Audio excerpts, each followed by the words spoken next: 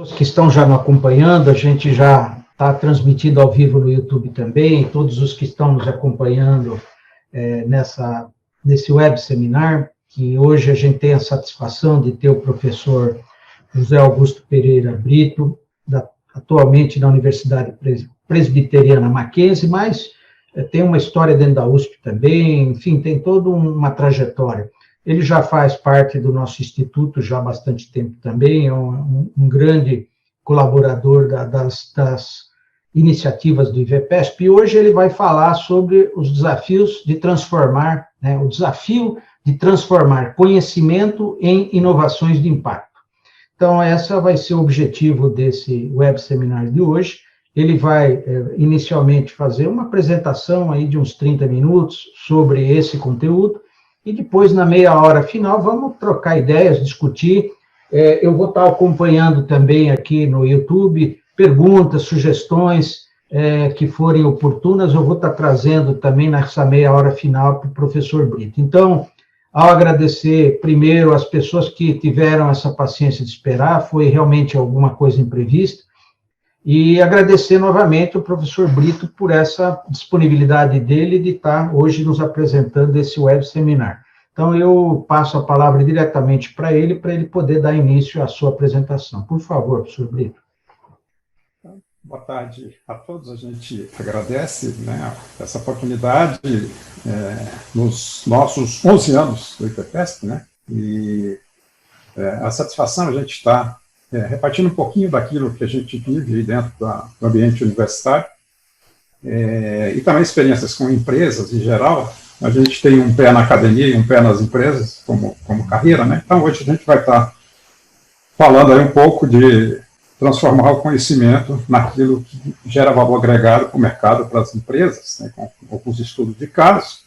E depois, mais ao final, a gente vai ter aí realmente a oportunidade de um bate-papo. Eu vou repartir aqui a nossa apresentação. Tá ok aí, Wellington? Tá perfeito, tá ótimo. Excelente. Então, vamos aqui amenizando as janelas. Excelente. Então, vamos. Dentro aqui da nossa agenda, nós temos aí então, seguindo no sentido anti-horário, um olhar um pouco diferente do que a gente vê tipicamente nas palestras, mas a característica do Brasil, os setores da economia, os pesos entre os diferentes setores da economia, a questão de planejamento, investimento, os recursos que o Brasil é muito forte. Vamos entrar no mundo das tecnologias também, com algumas coisas bem de ponta. Falando um pouco, antes de chegar à inovação, criatividade, empreendedorismo, desenvolvimento, pesquisas, para chegar na inovação, a gente não pode deixar de falar da questão de sustentabilidade, da mais alta relevância, e gente que efetivamente que move tudo isso aí, que a gente dá um fecho. Então, vamos em frente. Bom, isso aqui, para a gente contemporaneizar, nós estamos aí, então, vinculados há 20 anos aí no Mackenzie. A gente teve um bom período aí de experiência de um segundo doutorado na USP, ECA e TE, e estamos dentro desse segmento de já uns 30 anos. Praticamente a gente lida com escolas, um grande número de escolas de educação básica, e essas últimas 2 décadas mais ligado ao ensino superior. Bom, isso aí é uma comemoração que acabou de acontecer dos 150 anos do Mackenzie, uma instituição parceira de todas as nossas boas instituições aqui no nosso país. E, por acaso, a gente acabou de ter a cerimônia de posse aí, junto com o presidente Bolsonaro aí, do novo ministro da Educação. Foi convidado aí o doutor Milton Ribeiro, uspiano também, aí bem forte, já está lá no governo já há um certo tempo. E a gente acredita, como diz lá o próprio presidente agora, que a educação é o vetor que ajuda o país a realmente caminhar para frente.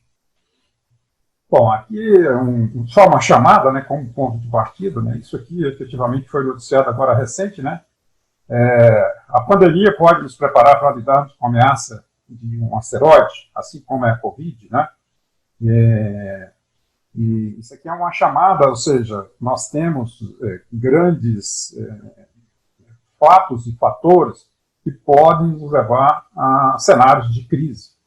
Cenários de crise gera oportunidade, né? Ou seja, sempre tem lá um lado negativo, mais pessimista, mas sempre traz cenários de oportunidade, né? Então, tudo perfeito, você não tem competitividade, requer pouca pesquisa e inovação. Um monte de problemas se apresentam infinitas oportunidades, né? E como está acontecendo nessa pandemia que a gente está vivendo, há uma cooperação, há uma união bastante grande, né? Você vê o Itaú doando dinheiro muito grande, sistemas financeiros, grandes empresários, bancos, as universidades se juntando à USP aí, com o sistema dos respiradores, né? Máscaras, né? A gente está observando aí USP, Unicamp, a Unesp, a gente tem as escolas IME, ITA, a gente tem as escolas federais, a gente tem uma infinidade de instituições, até os colégios, né? Todo mundo trabalhando dentro de uma perspectiva que agrega e cria cooperação. E isso é bem interessante, só para chamar a nossa atenção, né, que isso afeta, como está escrito aí embaixo, né, a questão da alimentação, da saúde e da economia, 3 fatores de alta relevância, né? A gente está com os dois à direita, com uma ênfase muito maior, mas literalmente quando a gente coloca isso aí, é algo que efetivamente pode acontecer, ou seja, na história do universo, da Terra, etc., a gente é cheio de infinitos fatos que podem levar a esse desequilíbrio e realmente provocar mais ou menos o que a gente está vivendo, né? Em um ambiente onde a gente aqui vai olhar não o lado negativo, mas efetivamente cooperação em cima de oportunidades, né? Esse slide aqui, está aí a referência do lado direito, ele dá aí os fatores, né, de 10 maiores riscos em termos de probabilidade e também em termos de impacto, e dentro dessas categorias aí, que vai de econômicos, geopolíticos, ambientais, sociais e tecnológicos, a gente vê que a nossa Covid-19, a doença, né, ela está aí no 10º fator de impacto, se a gente olhar em termos da humanidade, ou seja, nós, raça humana, temos que nos precaver para uma infinidade de outros tipos, né? E por isso a gente precisa de muita educação, muita pesquisa e levar isso efetivamente na prática, que é um dos objetos daquilo que a gente está falando aqui nesse nosso encontro de agora, né? Aquilo que a gente comentou, né, dos setores da economia, né? Nós temos aí, então, esse aqui é curioso, porque o Brasil é um país agrícola, tem aí a tecnologia está chegando, está saindo da era agrícola para a era digital, indústria 4.0, etc., mas a gente tem um peso do lado do retorno para nós, né? Um país com baixa industrialização, a gente vê que, efetivamente, o peso aí na composição do nosso produto interno bruto, isso é dado de 2019, 6,6% do setor primário, que envolve os recursos da natureza. E a gente é muito rico e tem muita área para isso, né? E pesa no PIB aqui, 6,6%. Se a gente transpuser isso para outros países, até menores, em condições desfavoráveis, muito maior. Então, isso aqui é só para uma chamada nossa, né? No setor secundário, aí, que efetivamente a transformação, 20%, né? Então, já cresce um pouquinho, mas no setor terciário, aqui é o fenômeno que a gente está vendo mais recentemente da chamada servitização, né? O que a gente tem aí, né? Então, um peso muito grande, né? E efetivamente agora a crise está afetando demais essa parte do setor terciário que também se desdobra sobre o secundário, né? Que praticamente não foi afetado. Nossa produção continua grande agora, nossas perspectivas do setor primário continuam grandes, mas que efetivamente não gera riqueza para a nossa população, para as nossas empresas, né? Em termos se comparado com outros países, né? A gente tem aqui um caso de valor agregado, bem conhecido de todos, mas eu acho que serve de referência. A gente aqui nem chega no setor terciário, praticamente, de valor agregado, em termos desse exemplo do café, né? O café sai aí ó, de 5 a 7, 8 reais o quilo, né? E depois ele retorna de 300 a 500 reais o quilo, transformado em cápsulas, né? O que a gente vê? Aquilo que nós temos como riqueza nossa, ela gera pouca coisa para os trabalhadores, para o dono da terra, para os prefeitos e para os estados de onde a gente tem as plantações de café, se a gente comparar, por exemplo, com o que nós temos lá que vem da Itália, da Alemanha, da Suíça, etc., na forma, né, de produtos super industrializados, né? Então, já há uma geração de riqueza bastante maior quando você tem o setor secundário muito mais fortalecido, né? Como é o que a China está fazendo, Japão, Coreia do Sul, Estados Unidos, Alemanha, etc., né? Então, isso aqui é uma chamada, né, para a gente pensar naquilo que a gente pode gerar de valor agregado e riqueza para o nosso país, a nossa população também, né? Aqui eu nem estou relevando aí que você pode pagar aí de 5, 10, 15, 20 reais um café especial numa cafeteria, algo que está crescendo assim de forma exponencial também no Brasil. O que mais nós temos aqui? Isso aqui dá uma ideia da grandeza, né? Da propriedade intelectual, TI, né, intelectual industrial em termos globais, né? Isso aqui é um ano base completo de 2018, né? E tem essa dimensão aqui interessante, dá uma ideia do que é China, o que é a União Europeia, o que é a Inglaterra, Estados Unidos e o nosso próprio Brasil, né? A gente sabe que ele tem dificuldade em um registro de patente e outras formas de propriedade intelectual, mas nós temos aí esse número de 29 mil no Brasil, enquanto que a União Europeia com a Inglaterra 160 mil, é um número de vezes maior. Nos Estados Unidos sozinho, 600 mil. Olha o que é ciência e tecnologia e essa ênfase fortalecendo aí o setor, os setores que envolvem industrialização e serviços, né? E a China entra nesse número estonteante de mais de 1.300.000 número de propriedade intelectual, de registros, de pedido de registro da própria China, né? Então, quando a gente compara o Brasil com 29 mil, China com mais de 1.300.000, a gente vê o quanto que nós temos de oportunidade. De novo, não vamos fazer a leitura enviesada, contrário, mas de oportunidade, né? De novo, o Brasil é um celeiro de oportunidade. Vamos focar nisso aí, né? Então, isso abre espaço para empreendedorismo, né? Criatividade, o brasileiro é muito criativo e empreendedor, mas a inovação, que é aquilo que chega lá no caixa, que chega no mercado, na empresa, a gente ainda está mais importando do que fomentando aqui dentro, né? Então, nós vemos que as nossas universidades, a ciência e tecnologia, a pesquisa, o desenvolvimento, são cruciais para que o Brasil progrida, isso que a gente colocou embaixo à direita aí, na geração de riquezas para a nossa população e para as nossas empresas e para o nosso país. Vamos em frente. Bom, isso aqui é só uma chamada dentro de todas as diversas dimensões que nós temos de grande riqueza, de água, sol, solo, florestas, etc. Nós temos também, como eu trabalho no Centro de Pesquisa de Grafeno aí da universidade, que agora está ligado à mantenedora, Instituto Presbiteriano Mackenzie, o MacGraph, né? Então a gente está sobre um grande poder de recursos do nosso subsolo, né? No caso aqui, o grafite natural, que tem também o grafite sintético, que vem aí especialmente da Petrobras, do resto do petróleo, né? Mas o grafite natural, nós temos reservas grandes, como a gente vê aí da equivalências da China, porém a nossa exploração é em torno de 8 vezes menor do que o que a gente observa lá da China, né? A Índia crescendo, né? E a gente não tem explorado isso até 500 anos se passaram do país, né? Da colonização, e a gente não tem essa exploração adequada daquilo que pode nos gerar riqueza, transformando isso em valor agregado, né? Não vendendo só como commodity, matéria-prima. Vamos à frente. Esse slide aqui Ele é bastante conhecido, essa temática, por todos nós, né?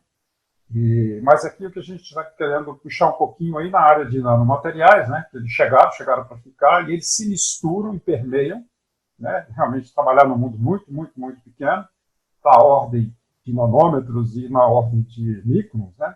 E até antes, abaixo disso tudo, os nanomateriais se juntando e dentro de uma sinergia grande com todas as áreas de todas as ciências, até na área, por exemplo, direito, que envolve propriedade intelectual, economia, as engenharias todas, o mundo da biologia, em geral, todas as áreas, né? O mundo da computação nem se fala, né? E o que a gente tem é que o mundo bio-cyberfísico, como está ilustrado do lado esquerdo, né? Ele cada vez mais entra aí com a ciência e a tecnologia, gerando dimensões novas, onde o conhecimento do planeta, de organizações e de países são muito maiores do que instituições e pessoas, né? E nesse universo, a nanotecnologia está se misturando com tudo isso aí, né? No mundo da indústria 4.0 e chegando à reumanização da indústria 4.0, que é a 5.0, né? A gente vê que esse universo está chegando e com aquela mensagem de altíssima velocidade, né? Um exemplo típico, a gente está interagindo muito com a indústria automobilística, por exemplo, o que houve de mudanças nos últimos 100 anos tem impacto menor do que nos próximos praticamente 5 anos, né? No sentido de que a matriz energética, sustentabilidade, poluição, meio ambiente, recursos naturais, tudo isso aí está dentro de um universo novo. Só que tudo isso acontecendo a uma velocidade estonteante. Ou seja, não tem tempo de você formar gerações de capital intelectual suficiente, a indústria entra em dificuldade, né? Ou seja, o mercado está demandando coisas que estão assim numa velocidade estonteante. Então, é interessante a gente observar que seja do lado esquerdo aí, como a gente tem aquilo que vai no processo de melhoria contínua, incremental, ou seja, os modelos schumpeterianos aí disruptivos mesmo, né? O que a gente está observando nas diversas ciências, diversas áreas, diversos perfis e verticais de negócio e indústria, né? Então, isso está de forma estonteante, né? Numa velocidade que realmente a universidade, cada vez mais, ela deixa de fornecer diploma e ela vai fazer uma formação continuada para o resto da vida e para todos, né? Então, isso é um novo paradigma, né, de uma preparação e atualização contínua de todo o mercado. Por quê? Porque as demandas, a tecnologia, as inovações, elas estão provocando isso em tempo real. Vamos aqui fazer uma análise bem rapidinha aqui, né? Isso aqui é case da revista FAPESP, né? Onde a gente tem, em milhares de anos, o ser humano acumulou uma base de conhecimento de em torno de 440 mil tipos de vírus, né? Eu botei aqui uma foto aqui da área da agricultura, mas fazendo uma transposição. O que acontece? Com a base de conhecimento, com essa base de conhecimento, agregando-se novos materiais e novas composições, em poucas horas ou poucos dias, a gente consegue gerar uma infinidade enorme, um número enorme de novos tipos de vidro, quem sabe vidros que têm um valor de mercado e de utilização absurdamente alto, por conta do quê? Que você usa base de conhecimento, Big Data, com computação cognitiva, gerando isso praticamente em tempo real. Ou seja, a gente está vendo que a inteligência artificial ela está vindo para mexer com tudo de todas as áreas, né? Ou seja, com a mídia, com a economia, com a medicina, com as engenharias em geral, com a psicologia, né? Comportamentos humanos e etc., com o mundo da alimentação, né? Com todos os 3 setores em geral, né? E aí requer, naturalmente, pessoas qualificadas com a formação super atualizada. Isso aqui é uma chamada para algo que vai estar chegando no mercado, ainda não está lançado, né? Mas aí, ou seja, o conceito de blockchain, né, dentro de um dinheiro digital, né, lastreado no conceito do blockchain, né, com a rede de confiança por detrás, e embaixo de tudo, o lastro do mundo físico mineral. Aqui nós temos o caso dessa moeda, ela vai ter aí lastros em grafite, lastros em grafeno, nióbio e outros tipos das 15, 16 terras raras, né, que o Brasil é muito rico e praticamente não explora quase nada disso aí. Então, se você tem um dinheiro digital, o dinheiro de papel, efetivamente, a gente está vendo notícia da semana, alguns países já estão até proibindo o uso, né?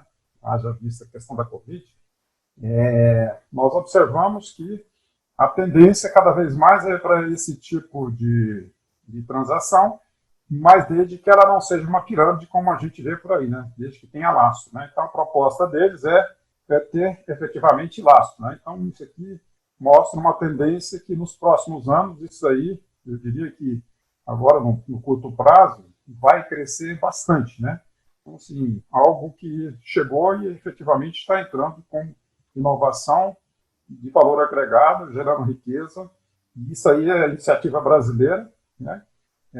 E eles estão buscando aí até uma parceria de investimento em pesquisa com instituições no Brasil e até fora do Brasil. Nós temos aí também algo que indústria 4.0, IoT, e tudo tem que ser efetivamente monitorado, 5G está chegando, né?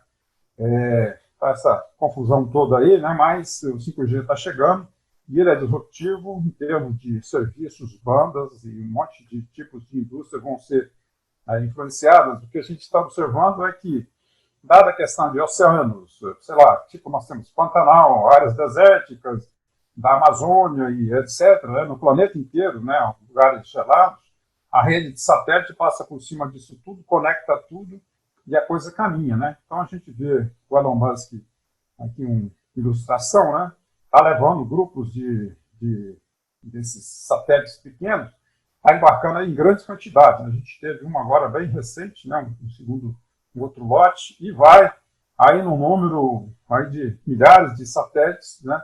Interligando tudo isso aí e gerando inteligência, dados e um mundo cognitivo novo que está efetivamente acontecendo isso aí. O que mais nós temos aí?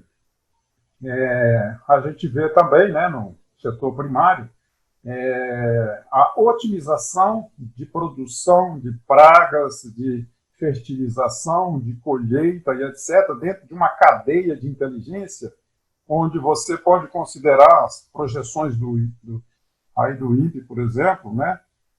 Para quando é que eu planto, porque quando eu colho, né? E quando é que vai dar preço dentro de uma perspectiva do mercado, ou seja, você conecta da sua terra até o mercado internacional para escolher e tomar decisões sobre tudo que está acontecendo, né?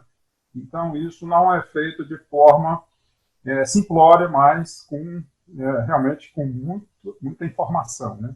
Tudo conectado, não somente às cidades inteligentes, mas também aqui é uma chamada para o campo inteligente, né? Isso aqui é fato, está crescendo, e não é à toa que a gente vê países, por exemplo, como Israel, e os kibbutz e lugares com alta tecnologia, eles falam, olha, tem alguns tipos de produto aqui que a gente pode fornecer até para o planeta, mesmo não tendo terras com nada perto do que nós temos aqui no Brasil, né?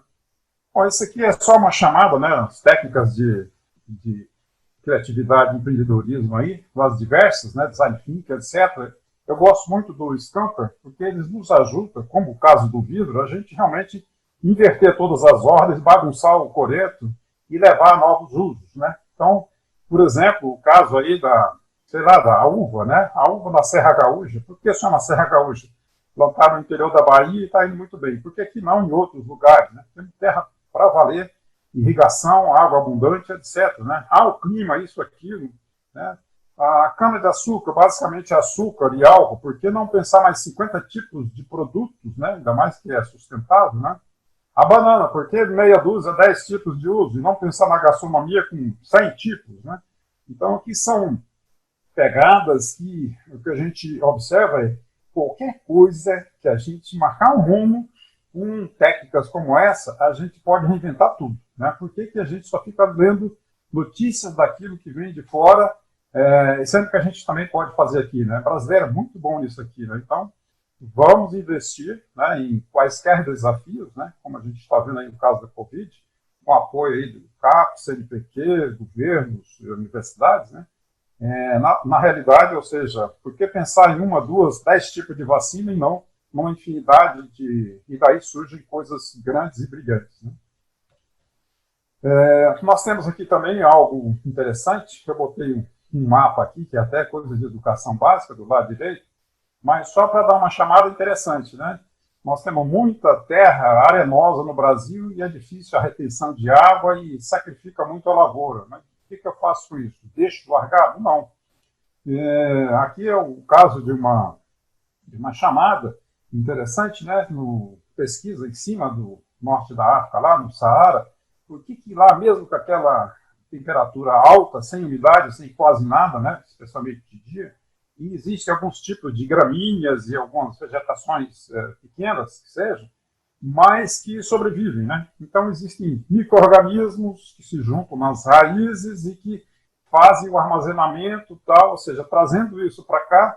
Já teve grupo aí nos Mato Grossos aí, nos 2 estados, né, que já está fazendo esse tipo de aplicação nas sementes e lugar arenoso produzindo como lugar de terra boa, tipo terra roxa que a gente tem aqui em São Paulo e especialmente região sul, diversas outras áreas do Brasil, como a gente vê aí, né? Cerrado e etc. Né? Então, é interessante, assim, com coisas fora da caixa, ou buscar uma solução no deserto, lá do outro lado, para gerar riqueza e produtividade do lado de cá. Vamos em frente. De novo, também, a gente já andou rodando o planeta todo aí, o caso de Israel, né, com as startups, né? A gente conversou lá bastante com as unicórnios deles e tal. Assim, uma chamada que eu botei de observação aqui, ou seja, apesar de todas as restrições, né, Israel é um show para o mundo, assim como é a Coreia do Sul, por exemplo, né, o Japão. Então, ela tem um ecossistema que é fortíssimo em ciência e tecnologia, né? E tem aí uma quantidade muito grande, um ecossistema exemplar que serve para a gente, para nos incentivar em termos aqui de Brasil, até de Latam em geral, né? Investimento em pesquisa que leva à inovação, né? O curioso deles lá, de algumas dessas grandes startups que eu tive a oportunidade de conhecer, eu vi que o mindset deles está orientado assim, olha, a gente pensa o planeta, né? A minha startup, a nossa startup pensa o planeta, a outra pensa as Américas, a outra pensa mercado asiático, a outra pensa mercado europeu, e assim por diante, né? Oriente Médio, etc. Né? Então, tem uma visão grande, né? Ou seja, não trabalham na perspectiva de pouco, pequeno, não dá, não pode, com as restrições, etc. Né? Então, a gente vê que por detrás disso tudo está PDI, por detrás ciência, tecnologia, educação, né? Um fomento muito interessante, né? Ou seja, não tem os recursos que nós temos e, por outro lado, fazem toda a diferença, né? Temos o caso aí, por exemplo, daquilo que a gente comentou de produção de alimentos, né? Ou seja, com tecnologia você produz até em lugares, até dentro de prédio, né? Então, é curioso como essa ênfase é bem interessante, né?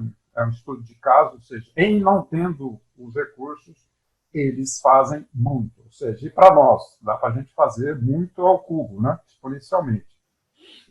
Esse aqui também é um outro estudo de caso bem legal, né? Que com nanotecnologia, algo que é para estar chegando agora no Brasil, né? Você poder, por exemplo, eu botei aqui laranja, leite e soja, né? Por exemplo, a soja, ela contém lá um tipo de hormônio feminino que não é adequado para, em certas doses, para o consumo humano. Por exemplo, um exemplo típico, bem conhecido aí. Mas se eu remover através de nanotecnologia, eu faço a produção regular e eu faço um processamento intermediário antes de colocar no mercado de produtos industrializados. E removo aquilo que não interessa, né? Então, o produto fica 100% compliance do ponto de vista aí de todos os órgãos reguladores, como produto alimentício, por exemplo, né?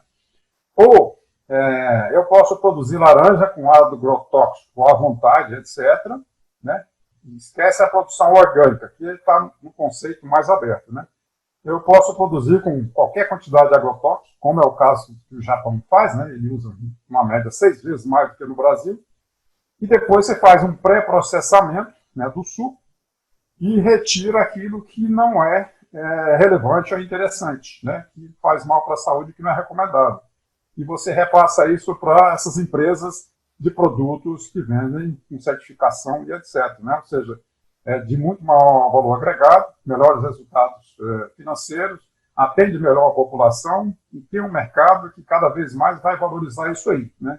O leite, mesma coisa. Eu posso separar alguns tipos de proteína do leite e ele fica compliance com bebê, com qualquer pessoa que tem qualquer tipo de rejeição, alergia e etc., né? Então, esse tipo de coisa está chegando aí no Brasil e tudo de forma certificada, né? Então, tem aqui 3, 4 exemplos, mas de algo que está chegando, a gente até está sendo, de certa forma, co-participante disso aí. Bom, é aqui de novo, né? O mundo abriu, o mundo é global, e a gente vê que não dá mais aquele modelo anterior da indústria que desenvolvia tudo dentro de casa. Realmente, inovação aberta chegou para ficar, né? Ou seja, não dá mais para eu ter a parte de P&D só dentro de casa, né? Ou seja, um IPT, sei lá, um Maquigraf, o Federal de Minas, ou o pessoal do Sul, do Rio de Janeiro, etc. Ou seja, os ICTs em geral, eles precisam estar juntos, somando com todo tipo de indústria nacional e multinacional, né? Ou seja, células de inteligência, né? Nós precisamos efetivamente ter esse perfil de pessoas que trabalham dentro dessa perspectiva de valor agregado em hubs, em ecossistema, né? Equipe interna, especialistas, clientes, fornecedores, os CTs, etc., né? Ou seja, não fazendo só aquilo que eu ofereço, mas podendo abrir o portfólio e oferecer uma infinidade de outras coisas mais, né? Então, isso, novos mercados é o caso, né? O exemplo típico da Embraer, né? Ela não faz tudo sozinha, mas ela montou um hub que tem diversos componentes e o resultado é maravilhoso. Está aí, não preciso nem descrever. Então, inovação aberta efetivamente é um must e a gente precisa, como a gente vê nos MITs, ou naquelas universidades lá da Alemanha, da Inglaterra, né? A própria Espanha, a gente tem aí o Technion de Israel, a gente tem a chinesa, a japonesa, etc., né? E todo mundo dentro do mesmo ecossistema, ou seja, a indústria tem que estar copartícipe com os ICTs e as áreas de pesquisa e desenvolvimento e que leva efetivamente esse lado direito no slide aí, né? Ou seja, sai desse meio que separa o conhecimento do mercado, né? E que faz a junção das duas coisas e que leva à geração de riqueza, né? Todos ganham de forma conjunta, né? Do lado esquerdo, o mundo das teses e etc., eu acho que eu fiz 3 anos e meio de estrito senso, guardar as coisas no armário, não esquece, não tem que ser efetivamente aquilo que gera valor agregado desses conhecimentos e gera riqueza para a sociedade, para a indústria e para o mercado em geral, né? Aqui as TRLs todo mundo conhece bem. Aqui também 3 índices que eu acho que são relevantes, vou passar muito rapidamente, não vou ler isso aí, né? A questão do GRI, né? A gente tem outros índices agora também que medem, né, essa questão de gente, de meio ambiente, né? E também de resultado financeiro, né, que são 3 fatores que medem a saúde de uma boa empresa, né? Ela tem que cuidar de todo o ecossistema de pessoas dela, de dentro, de fora, de parceiros, fornecedores, clientes, etc.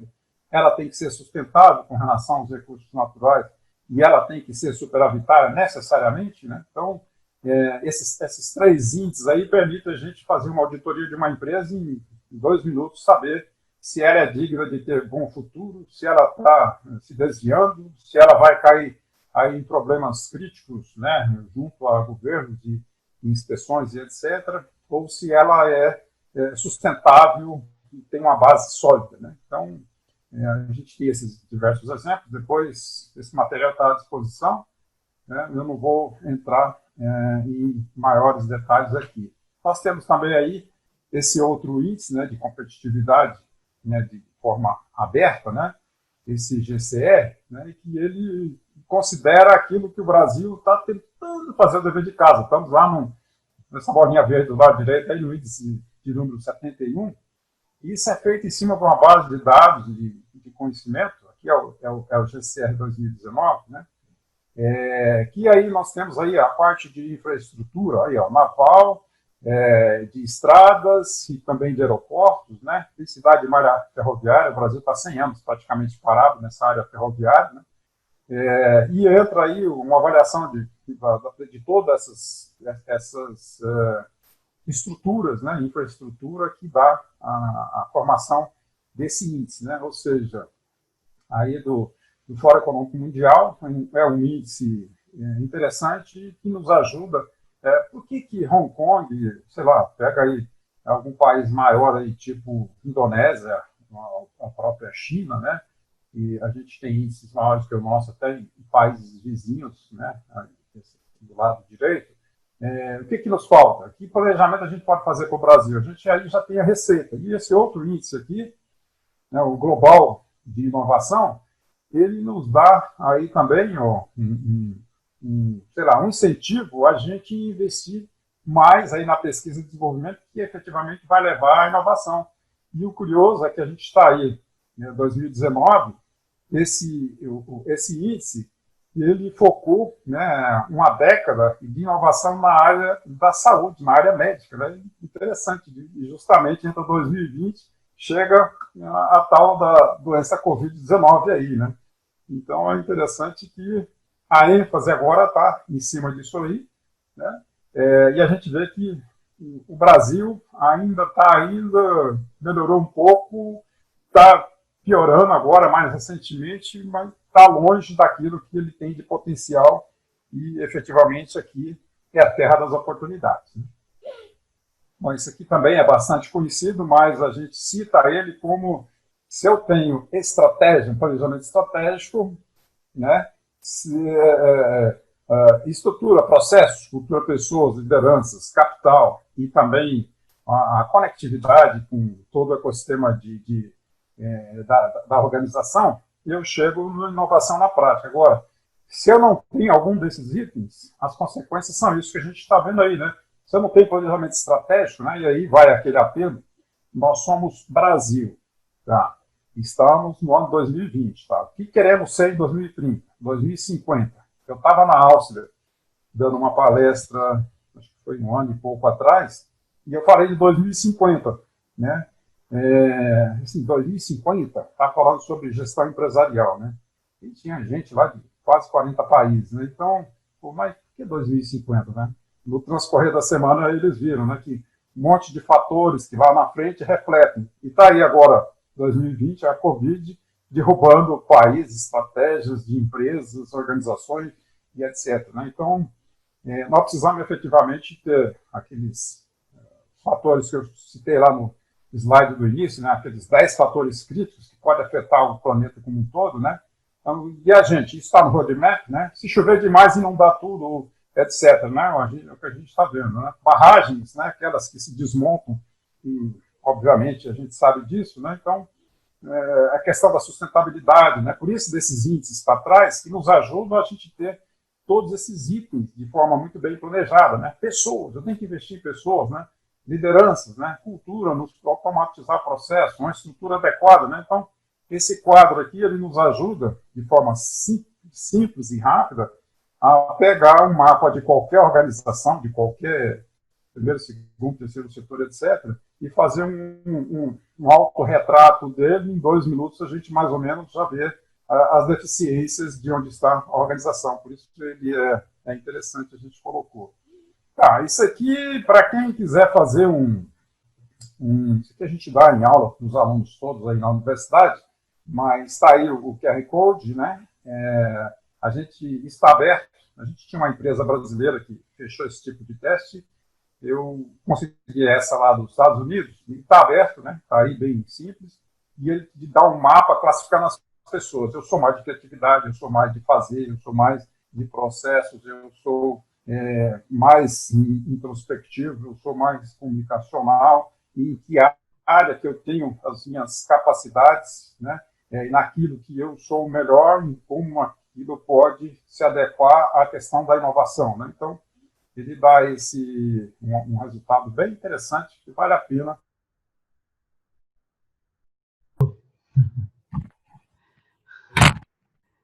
Voltou agora, Brito. Ele deu uma caída aí, né?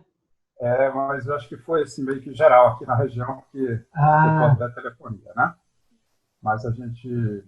Quer voltar naquela transparência que você estava? Isso, a gente volta lá. A gente já está na parte final, fechando, né?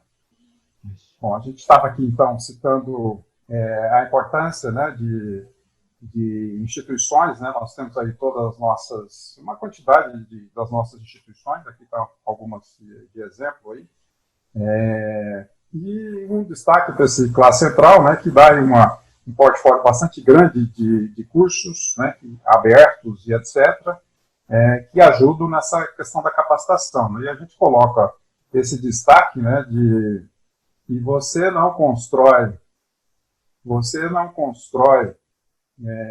um negócio, né?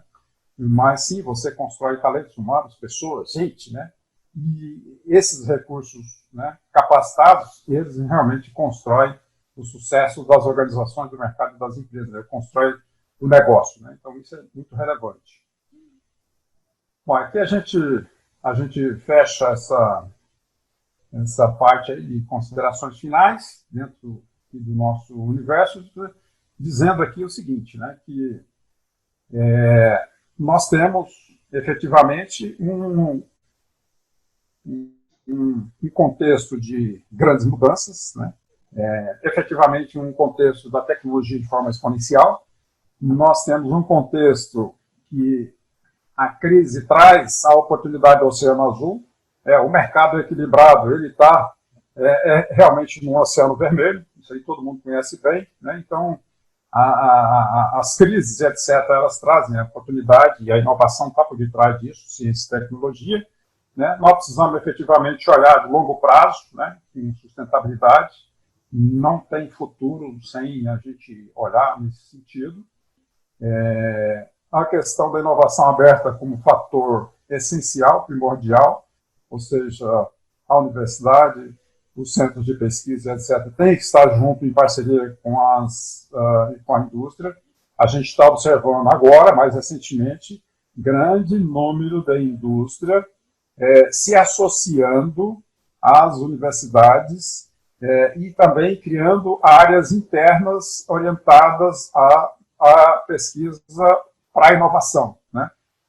É uma pegada diferente, né? A indústria olha a aplicação mais de curto prazo, enquanto que a pesquisa acadêmica é mais de médio para longo prazo, né? Então, nós temos um contexto, China crescendo, a gente viu aquela história das propriedades intelectuais industriais, né? Crescendo de forma avassaladora.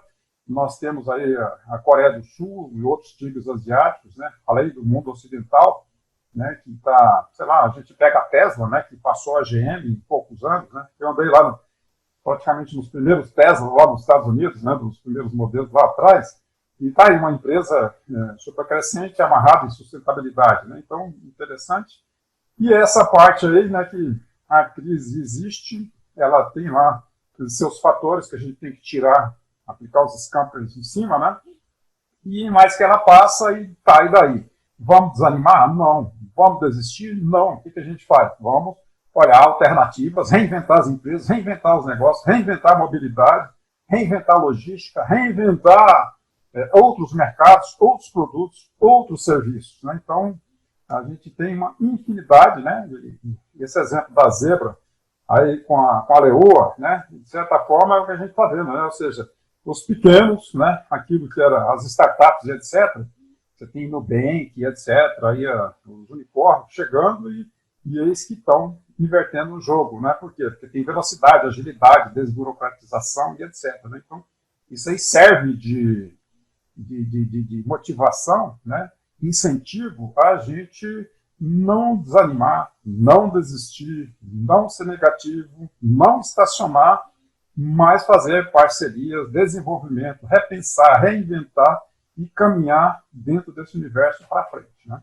Então, nós temos aí, então, né, apesar de, né, tal dos cometas todo dia está tendo dos meteoros, etc., tendo notícia que está chegando e um dia pode chegar algo maior, ou com as Covids, etc., né?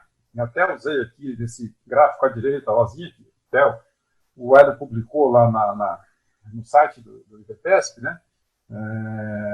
Aqui, mas só para destacar, né? Aí a cada 12 dias, mais 1 milhão, mais 1 milhão, mais 1 milhão, a gente está observando que a coisa está crescendo, né? E daí, o que a gente faz? Né? Então, nós não podemos desistir, né? Olhar só para os problemas, mas vamos trabalhar nessa perspectiva de ter valor agregado, né? Cooperação, união, né? E levando a bom termo, investindo na pesquisa, fazendo uma conexão com a indústria e levando valor agregado, né? Como os cases que a gente viu, de cases que são interessantíssimos, né? E aqui a gente fecha, né? E a gente está com abertura para questões, perguntas, considerações, participação aí dos nossos amigos. Beleza. Opa, muito boa a apresentação. A gente entendeu muito bem, eu acho que toda essa sua sequência, né, de fatos. O quadro, nesses últimos web seminários que a gente fez, inclusive essa semana com o professor Roberto Lobo, né, Isso. A gente vê a situação realmente dramática que o Brasil se encontra nessas questões todas que você acabou de abordar. Você mostrou tantos cases, tantas coisas que pode fazer, exemplos de Israel e tudo mais. A gente precisa, como você colocou, quer dizer, achar um caminho, uma estratégia. Você colocou lá um quadro muito interessante de todos os itens que a gente precisa levar em conta para o sucesso. Como é que você vê hoje, em particular, o papel das universidades em todo esse processo aí? Como que a gente consegue, de alguma forma, eu sei que o Mackenzie é uma instituição privada, né? Ela tem uma condição, esse projeto do MacGraph, que é um exemplo de sucesso, né, que ele conseguiu implementar.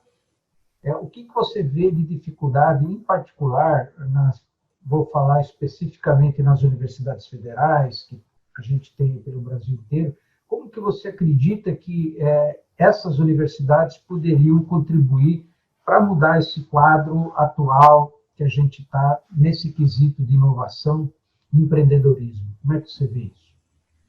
Eu posso até dar quase que um testemunho próprio, né? Eu sou engenheiro civil de formação, depois entrei em mecânica, fiz PUC-Rio, passei por uma dúzia de boas instituições aí, além das nossas aqui de São Paulo, o FRJ, INE, etc. Tal. Mas depois eu tive a oportunidade de trabalhar com uma rede de 280 escolas, no caso era na época educação básica, fazendo o quê? Levando para o mundo digital. Isso foi lá da década de 80 e década de 90 e tal, né? 99 foi quando eu vim para São Paulo, vim para o Mackenzie a convite. E eu achei interessante, né? Quando eu vim, eu falei, puxa, que legal. Lá no Rio a coisa estava toda já organizada, né? E aqui a coisa estava para ser feita, né? Isso hoje é chamado de transformação digital, né? O mundo digital chegando na instituição, automatizando processos, qualificando pessoas, integrando novos métodos pedagógicos mediados por tecnologia, né? O Solito aí é craque na coisa. Ou seja, todo esse universo de transformação digital. Aqui no Mackenzie a gente procurou fazer esse mesmo tipo de ação, no sentido de capacitar professores, né? Escola, investir tudo nos professores, porque o resultado vai estar sendo para os alunos, né? Então, transformação digital. E a coisa veio não crescendo, né? E surgindo os blended, né? Educação híbrida, EAD puro, EAD misturado, semipresencial, presencial à distância, todas essas variações que a gente conhece bem. Né? Então, aí até que chega esse momento que a gente está, em que aqui no Mackenzie a gente conseguiu fazer uma infraestrutura com 2 data centers contingenciados, caso que a USP fez um investimento muito grande, né? Um pouquinho depois do que a gente fez, que foi em torno de 2009, 2010, banda larga, Wi-Fi, infraestrutura, toda excelente, falando em termos de tecnologia, né? Como um dos fatores que resultaram porque que a instituição hoje está muito bem. Mas, com abstração de tecnologia, né, eu acho que transformação digital para qualquer tipo de instituição, e a gente também tem essa questão da área da educação, a transformação digital ela é essencial porque o mundo e o mercado, globalmente falando, é assim. Não basta mais só aprender português, tem que aprender outras línguas. Não basta mais estar dentro de um nicho fechado. Né? Então, hoje a rede, né? Se você pega aí a Unicamp, é a rede de parceiros que ela tem, é o planeta inteiro. Né? Aqui a gente tem em torno aí já chegando a 400 instituições internacionais conveniadas para tudo quanto é tipo de programa. Né? Então, isso é um dos fatores interessantes que, trazendo para o mundo de hoje, 2020, com essa situação, ou seja, rapidinho a instituição ela conseguiu fazer valer, né? Porque já tinha uma cultura de quase 2 décadas que a gente está investindo nisso aí, no esforço sobre-humano e etc., mas assim, em geral, nós temos o ensino superior, né, que tem uma dimensão, e a educação básica, né, o triângulo invertido que a gente tem, né, lá fora, a educação básica é realmente a fundação que gera um bom ensino superior, e coisa que aqui no Brasil, falando em média, esquecendo as nossas escolas principais, falando em média para a população, realmente carece. Né? Até eu acho que para o novo ministro aí, isso entra aí como realmente uma oportunidade de investir numa boa base, né? Haja vista, a gente considera aquela base pedagógica das inteligências múltiplas, né? Se eu desenvolvo sinestesia corporal, habilidades matemáticas, lógica, abstração, da área da natureza, etc., eu vou dar uma formação, um resultado lá na frente, né? Os órgãos de fomento, né? Eu vejo que aí que CAPES, FINEP, CNPq, FAPESP, as entidades de pesquisa dos estados, né? Além das federais, são essenciais para formar recursos humanos qualificados e as demais coisas vão acontecer, né? Mas eu diria que as nossas escolas precisam efetivamente ter esse investimento na transformação digital, ou seja, está aí a prova, ela chegou agora ao vivo e a cores, né? Um apoio incondicionalmente grande, imenso aos professores, né? Os professores merecem essa requalificação continuada, já vista essa história da singularidade, né? Tudo numa velocidade estonteante. Naturalmente, infraestrutura compatível. Essa diferença de gerações é bastante curiosa, né? A gente vê que a turma nova agora, né? Essa geração que está na escola, chega na universidade que está cursando, né? Aí perto dos seus 20 anos de idade, em termos de graduação, é uma cabeça totalmente diferente, né? Então, ou seja, absolutamente com a adoção desse universo novo, né? Mas eu diria que união, cooperação, um esforço grande de planejamento do Estado, né? Federal, estadual, municipal, e cooperação entre instituições, a indústria chegando junto, né? Ou seja, essa cooperação do mundo de transferência de conhecimento para a indústria, né? Isso traz a indústria junto. Todos esses fatores eu acho que são relevantes, né? Mas é o que a gente está vivendo, né? Eu me lembro de experiência na Alemanha lá, que a indústria está com o pessoal dentro da universidade. Né? 4 anos ele faz 2 anos de graduação e 2 já faz um tipo de um mestrado aplicado, com 2 dias aqui e 3 lá. Né? Então, ou seja, uma aproximação do conhecimento a ser aplicado, né? Contextualizado. Né?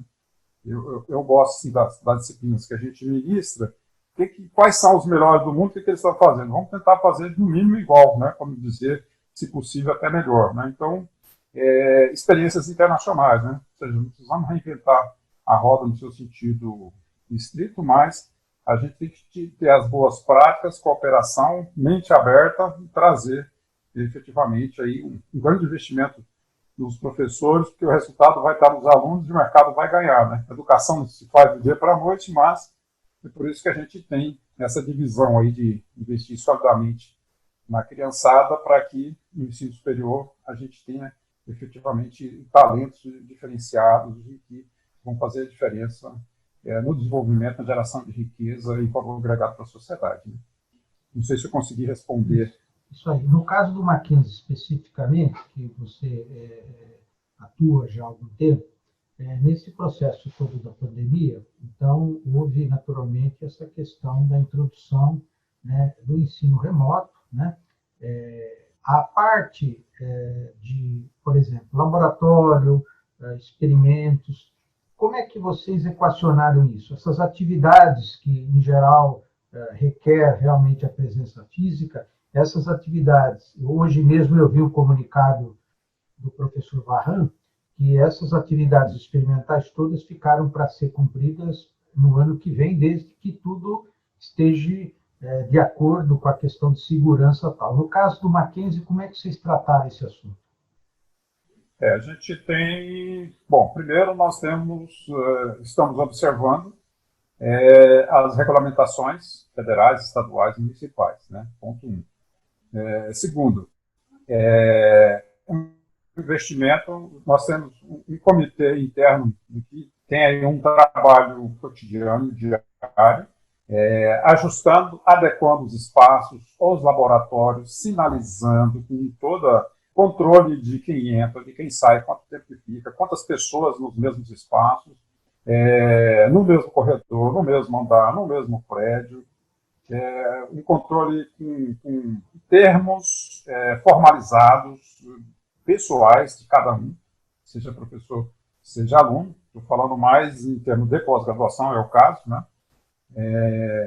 Mas graduação regular, pós-graduação está assim, né? Agora, próxima semana, já começa setores, alguns laboratórios, áreas já com a entrada de pessoas a partir do dia 20 agora, né? Mas um trabalho imenso dentro para organizar tudo. Né? Em termos de graduação, tudo virou para o ensino aí, online, né, com as tecnologias, grande parte síncrona, isso nesse semestre que está se encerrando agora, mas a partir do início de agosto, a universidade vai adotar aulas síncronas, né? Não vai ser online, mas síncrono, né? Ou seja, naquele horário da aula, o professor e os alunos, onde estiverem, eles vão estar conectados com atividades de interação bastante forte, com muitos recursos pedagógicos e de tecnologias interativas, né? Aí fala assim, mas e se, porventura, o aluno não tiver Hoje, o nosso reitor aí, doutor Marco Túlio, ele acabou de anunciar aí, para quem é carente, bolsista, disso, daquilo que tem alguma dificuldade, ele vai dar um chip de dados com um volume consideravelmente grande para que ele possa ter o semestre todo sem custo pessoal para ele estar conectado com a universidade. Então, foi decidido que de agosto até novembro, início de dezembro, as aulas serão online, porém síncronas, né? Ou seja, professor, como a gente vê Harvard, por exemplo, né? Um professor falando aqui com aquele monte de monitores espalhados, cada um aluno, né? Então, isso vai estar acontecendo. Aí nós temos o seguinte, tá, eu sou da curso de nutrição, ou de biologia, ou de algum outro curso de engenharia que precisa do laboratório, tá? Isso vai ser a partir de setembro, dentro de uma programação agendada toda muito bem organizada, meados de setembro, vamos ter também essas oportunidades da frequência dentro daquilo que se precisa em termos de laboratórios, falando em graduação. Após estar com a dinâmica mais flexível e claro, também o número é bem menor perto do número de graduação. Né? Mas está mais ou menos equalizado, já comunicado, exceto se houver alguma outra tipo de orientação externa, dos órgãos diretivos públicos, né? Mas isso é o que já está planejado e para que isso está acontecendo assim. Nós temos, então, as chamadas semanas de preparação pedagógica e cursos por setores, por áreas, por coordenações, onde todos os professores estão aí navegando com 30 tipos de novas tecnologias à disposição e a instituição providenciando tudo isso aí, né? Os links, muita coisa está na nuvem, muita coisa está com o link de cada campus, em todos em fibra ótica, com a banda bem suficiente para conectar todo mundo, né? Então, essa tem sido basicamente aí o trabalho de infra, de regulamentação e também as tratativas com os professores e uma boa comunicação e transparência com os alunos. Agora, me diz, no caso ainda, uma curiosidade, com todo esse processo de pandemia, qual foi o impacto financeiro, quer dizer, no Mackenzie, fruto desse problema? Assim, houve um impacto importante ou não? Como é que ficou essa situação? Olha, eu posso dizer que a instituição não fez demissões do corpo funcional. O Mackenzie hoje tem em torno de... Ele adquiriu instituições de outros estados aí, tipo no Paraná, a escola de medicina, a enfermagem, a escola agrícola, sei lá, tem um monte de coisa no Mato Grosso do Sul, etc., além de outros estados, em torno de 6 mil funcionários, né? Ninguém foi demitido, ninguém teve valor atrasado, não teve quaisquer coisas, né? O corpo diretivo lá, o conselho, especialmente a direção executiva, tem reuniões diárias e tem trabalhado com uma instituição. Ela é chamada de privada, mas na realidade é como se fosse uma instituição pública, né? Porque tudo que vem volta para a sociedade, né? Filantrópica, efetivamente. Ela tem, então, um trabalho com a área de, como sempre teve, viu? Não por conta só da pandemia, né? Qualquer aluno de qualquer nível, da escolinha até a pós-graduação, qualquer necessidade, ela é bem encaminhada e processada, né?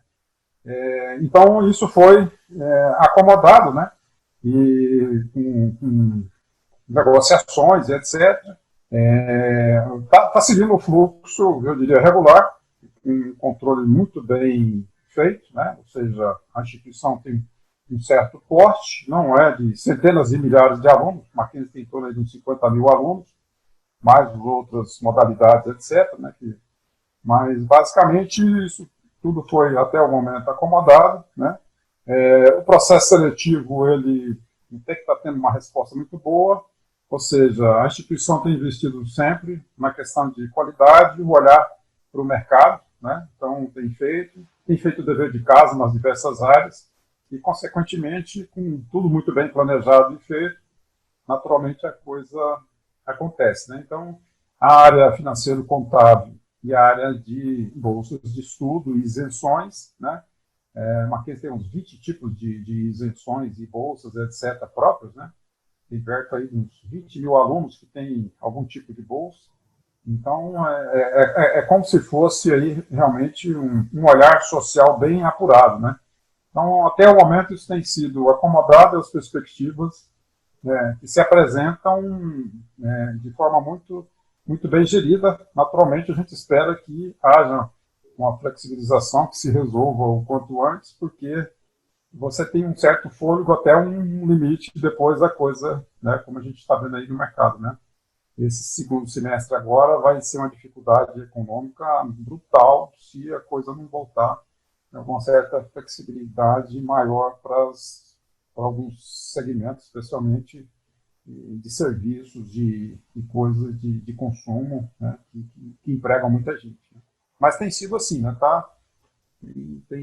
Tem sido feito bem o dever de casa e está caminhando a contento, com muito trabalho interno. A gente vê a direção realmente muito dedicada a tudo isso aí. O que eu vejo, assim, a gente tem acompanhado, que o nosso grupo tem pessoas de muitas instituições participando do nosso VPESP, e a gente tem tido notícias assim, muito tristes de escolas, né, que têm demitido professores com 20 anos de casa, 27 anos de casa, né? Ontem mesmo um colega da FEI, quer dizer, me ligou, né, falando, olha, tinha 27 anos de casa, fui demitido. Então, graças a Deus, então, no caso aí do Mackenzie, esses 6.000 colaboradores que vocês têm até hoje, eles foram mantidos e não houve necessidade, por enquanto, de demitir nenhum, né? Perfeitamente. Isso é muito importante, porque, assim, às vezes você tem professores que, quer dizer, de certa forma, é como se fossem filhos da casa, né?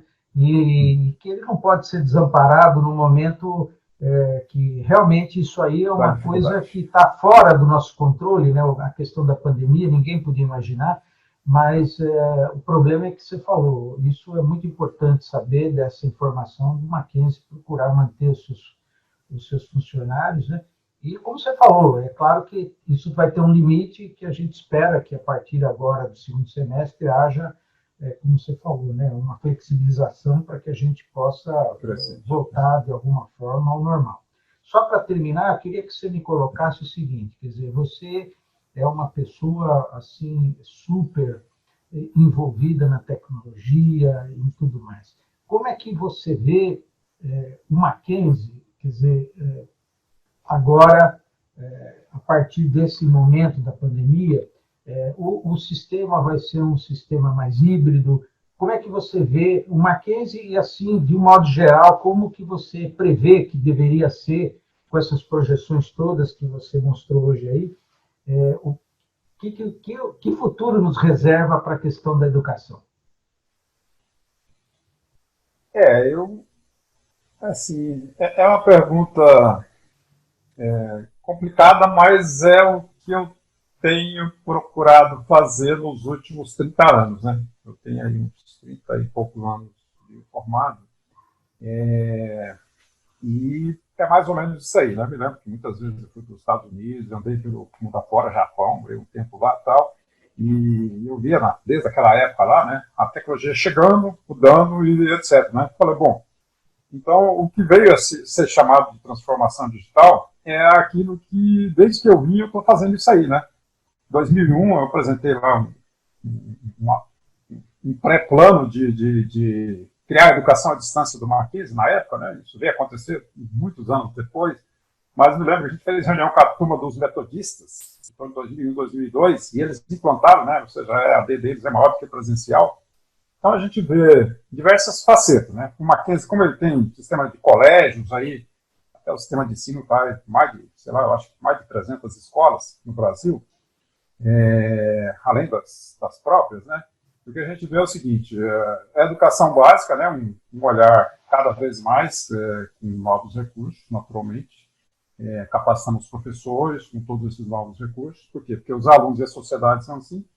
E o ensino superior, ele deixa de ser um ensino superior clássico para ser educação continuada, né? Aquilo que a gente observa que nós temos aí essas instituições, né, bem conhecidas, que oferecem cursos abertos ou pagos, credenciados ou não, isso cada vez mais vai chegar, né? Nós vemos aí as nossas principais instituições abrindo cursos para a sociedade, tudo bem que tem a crise e tal, mas, de certa forma, agrega e traz essas novas modalidades. A gente vê que o presencial, ele segue firme e forte, né? Você tem uma vida universitária, uma vida de transformação, ou seja, não dá para, tipicamente, assim, ela segue, mas embora que a educação à distância ela chega também, a gente vê que no conceito global, instituições do mundo inteiro chegam junto também, ou seja, isso aí é um outro fator que muda, mas eu diria que nós vamos ter, especialmente dentro do conceito de educação continuada, e competências, e a indústria vai forçar um pouco disso, né? Eu não quero um cientista da computação, eu quero um tecnólogo que programa em Java, sei lá, algo do gênero, né? Eu quero um bioquímico especializado em nanotecnologia, né? Tem curso de graduação disso? Não tem. Quando a gente vê essas infinidade de novas profissões que ainda não foram criadas e que vão ser demandadas, como é que a escola, que é um grande transatlântico, que se adequa a isso em um período muito curto, de forma exponencial? É quase que impossível de acontecer, né? Como é que eu mudo um semestre durante o próprio semestre, né? Eu reinvento um curso em tempo real. A gente vê aqui engenharia de materiais e nanotecnologia, né? O caso aqui o Mackenzie fez isso aí, né? Graduação. Na pós-graduação, botou nanotecnologia dentro de uma das engenharias na pós, né? A elétrica junto com a computação, na pós-graduação, mestrado, doutorado, né? O novo arquiteto com a área de design em padrão internacional, ou seja, eu diria que o mundo externo vai ter grande influência, e global, grande influência dentro das nossas escolas. Eu diria que transformação digital, investir o máximo possível na capacitação dos professores para o mundo contemporâneo, isso é sobrevida para eles e resultado relevante, né? E a direção das nossas instituições, né, elas estarem abertas nesse conceito que a gente falou de PDI, né? Ou seja, todo conhecimento, como a gente vê em países europeus, especialmente, todo conhecimento ele deve ser orientado à sociedade e ao mercado, né? Eu não vou fazer um curso de mestrado, de doutorado desconectado, ou um pós-lato, né? Desconectado daquilo que é a demanda do mercado, né? Por isso que o mercado e a indústria têm que estar juntos, somando esforços com a instituição. E a gente percebe que uma coisa só não predomina sobre todas as demais, né? Então tem uma série de fatores que vão continuar a existir, mas eu diria que nós vamos ter uma nova onda, que é o 5G chegando, banda larga de verdade, vai mexer mais ainda, né, nas nossas instituições. Por que eu tenho que levar o corpo se eu posso só levar a mente, o corpo que é finito, eu posso só levar a mente pelas redes, em banda larga, com realidades imersivas, etc. Está falando muito do futuro, tá? Não. Isso é assim, carro hoje, ele já, né, a gente já andou aí, né, em carros que dirigem sozinho, né? Eu mesmo já andei lá na Europa e aqui já estão rodando aqui a nossa volta, né? O carro dirige sozinho, ou seja, com um sistema que enxerga 360, ou seja, e daí? O que a gente faz com um negócio desse? Então, a escola tem que formar para essa, né? A inteligência artificial, eu diria, aquilo que a gente comentou, é um ponto de virada. O médico. Um médico, o caso que eu vi foi em Nova York, né? Lá uma aplicação em cima aí de um supercomputador de inteligência artificial, um Watson da vida por detrás, né? O médico com 40 mil cases de experiência, ele acertou lá no universo perto de 70%. O computador com milhões de cases guardados, em segundos, ele acertou 90 e tantos por cento. Ou seja, a inteligência coletiva. Como o caso lá que a gente fez o estudo de case dos vidros, né? Se eu descubro o ponto de fusão e N materiais, eu posso combinar gerando coisas inimagináveis em tempo real. Então, ou seja, o carro dirigindo sozinho, e assim por diante. A IoT chegando com tudo, gerando informação. A política, né? Eu me lembro aí no meu doutorado aí da ECA e da FEA, trabalhando com marketing político, comunicação e etc., né? Nessas áreas todas, jornalismo e tal. Eu escrevi lá, em quase 20 anos atrás, aí, que as redes sociais iam mudar a política. Está lá. E eu fiz vários estudos de casos de diversos países. Né? Tá aí, a eleição lá do Trump foi em cima das redes sociais, né? Contra a grande mídia, grande poder, grandes empresários, grande tudo. Aqui também a gente teve o case, fora o case federal, e a gente também tem diversos outros cases. Mas foram usados... Bom, a gente não entra no contexto se água é bom ou se é ruim, se eu não beber, eu morro, se beber demais, morro afogado, né? Então, tem que tudo com ética, caráter e uma boa aplicação, né? Mas, voltando aí, eu diria que a educação, no mundo exponencial, ela vai ter realmente fortes impactos e vai ser acelerada a hora que a gente tiver IoT em tudo e 5G abundante, realmente o deslocamento físico e etc., vai cada vez mais ser isso que a gente está experienciando aqui, né? E global ainda por cima, né? Bitcoin, tudo isso que a gente citou.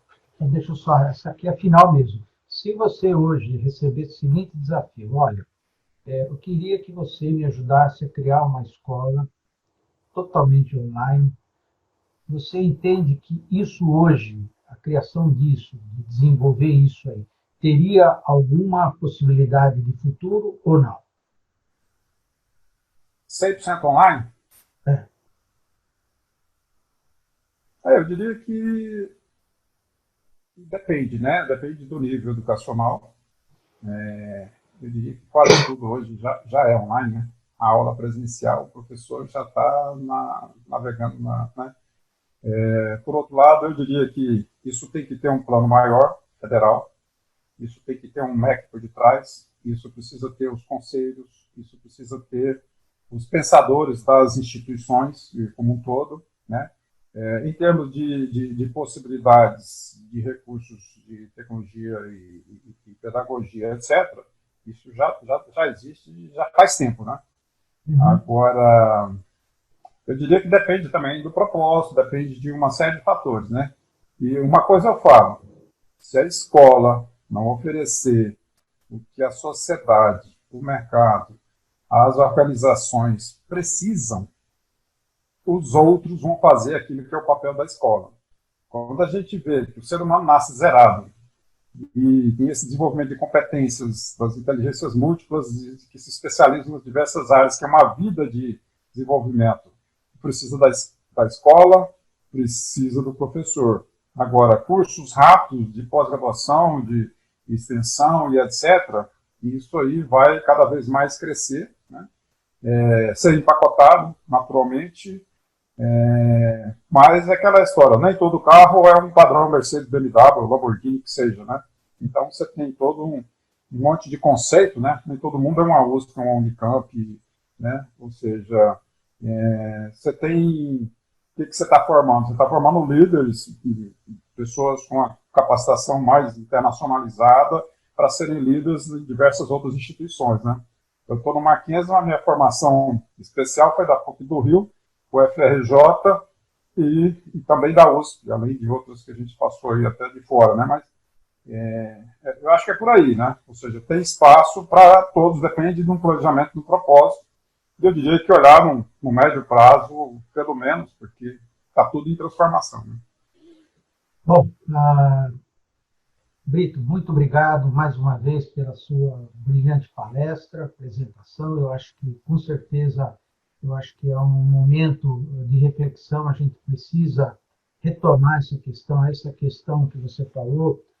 Duas apresentações anteriores, tanto que a gente falou com o professor Cardoso e com o professor Lobo também, sobre Isso. principalmente a questão da engenharia, e aí é unânime dizer que a gente precisa mudar e exatamente essa recomendação que você dá é adequar, quer dizer, hoje a empresa, a indústria, ela não quer o cara só com o canudo, ele quer uma pessoa, não importa se ele tem canudo ou não, importa se aquilo que ele precisa na empresa, ele sabe executar com competência. Então, acho que essa mudança, né, ela, todas as instituições precisam levar em conta essa recomendação, porque esse profissional, né, a frase final, inclusive, do professor Cardoso, nós precisamos salvar a profissão do engenheiro. Por quê? Porque está havendo o que a gente está formando, as empresas não têm mais interesse nisso, né? O curso, por outro lado, também, ele fica 2 anos até que ele comece a mexer num projeto, a discutir, como você falou hoje, é um projeto que precisa haver integração, precisa haver um trabalho coletivo, né? E então tudo isso faz parte, como você falou, para essas inovações ocorrerem, né? Porque senão a gente vai continuar patinando como infelizmente está até hoje, porque em qualquer ranking aí de competitividade, de empreendedorismo, a gente está, como você mostrou aí numa tabela, o Peru está melhor que a gente, o Uruguai está melhor que a gente, como se a gente é, sei lá, a 10ª economia do mundo hoje, né? Como é que a gente tem essa situação tão desigual, né? Com países que a gente sabe que, não menosprezando o Uruguai, Peru, mas a gente sabe que são países que têm muitas dificuldades. Então, eu queria agradecer mais uma vez e passar finalmente para você fazer suas considerações finais para a gente encerrar essa apresentação, por favor. Excelente, a gente agradece, né? Eu acho que é uma oportunidade muito importante a gente estar conectado aí no Instituto de EFESP, né? Junto com grandes talentos e pessoas de muita experiência, né? De grande valor agregado, tudo isso que a gente vive e dentro da gente procura também externar e repartir, né? Eu diria que pesquisa, desenvolvimento e inovação literalmente transformar conhecimento em resultado de valor agregado e riqueza para a sociedade e para a indústria, né? A gente está dentro desse universo da educação, né? Muito próximo das nossas escolas aqui em São Paulo, é um universo realmente um privilégio, né? Metade do PIB do Brasil está aqui, né? À nossa volta. Da instituições outras que a gente já andou aí pelos países desenvolvidos pelo globo todo, né? A gente viu a ênfase muito forte no que eles chamam de STEAM da vida, aí, orientado ao fazer, engenharia, ou seja, realizar, ou pensar e realizar. A gente viu, tipo, Paris 42, escola que não tem professor, né? É só aluno e toda a parafernália. Mas, por outro lado, a gente tem as universidades renomadas, até com 800, quase 900 anos, e seculares, né? Que elas continuam firmes, né? E mais, por outro lado, é aquela figurinha da zebrinha com a leoa, né? Que, ou seja, grandes ideias com investidores, etc., consegue obsoletar um monte de coisa, né? Esses dias aí circulou esse livro aí, 50 grandes marcas e empresas que sumiram do mapa, né? Então a gente vê as 500 maiores empresas, né? Grande parte delas são empresas com forte dose de transformação digital, né? Automação e recursos contemporâneos ligados em rede, pensamento global, que a gente viu em Israel, e que são exemplos de experiências que a gente tem de oportunidade para a gente fazer aqui, né? Mais do que ficar olhando só quantos estão com dificuldades ou estão morrendo, vamos cuidar do 100%, né? Eu diria que pensar em educação básica, pensar em ensino superior e pensar em educação continuada, investir em gente é o maior ouro do que a gente pode fazer por esse nosso país. Obrigado pela oportunidade, Hélio. A gente agradece imensamente em nome do Mackenzie, da direção do Mackenzie, conselho, presidente, reitor e todos os nossos companheiros. A gente é muito grato. Eu que agradeço. Bom, assim, para então finalizar, eu diria que o Sr. Brito é uma pessoa, um amigo de longa data, uma pessoa que tem nos ajudado e contribuído muito com as iniciativas do IBPESP.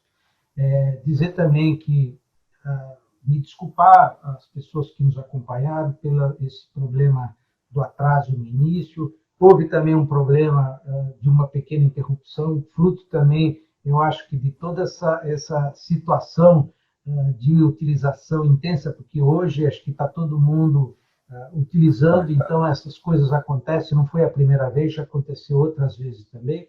Então, queria me desculpar por isso, dizer que, então, esse vídeo, eu vou depois fazer uma edição, vamos dizer, levando em conta a questão das interrupções, melhorar o som, eventualmente a imagem também. Vou disponibilizar a todos para que aqueles que não puderam estar assistindo, né, podem depois, com calma, assistir no canal. Então, agradeço a presença de todos, desejo a todos aí um bom final de noite e até a próxima aí. Muito obrigado por tudo. Até a próxima. Obrigado. Obrigado. Um abraço.